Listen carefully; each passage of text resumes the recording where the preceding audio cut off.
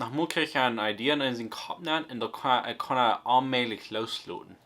Laatste Werk, dann fuhr ich mein Freund der Shop, der hat Cards Mechanic Shop angefangen und ich will mit dem Video abmerken für dich. Und dann krieg ich diese Idee, wo die werden 2 Videos. Das eine, du nimmst mein Freund einen Socket und legt den Kabel. Und in das andere Video, du catchst den Socket. Mir hat das Video top zu stellen, dass er sagt, der Socket der Kabel von einem Video bis das andere. So fort als ich so was tust, dann fange ich an das Video zu schaffen.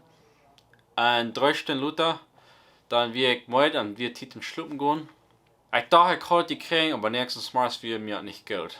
So, dann schaffe ich da weiter 2 bis 3 Stunden an.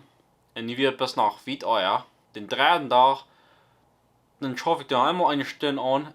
Dann muss ich mich selbst anfangen zu fragen, wo wichtig ist mir diese Idee, dass ich hier 6 Stunden anspende.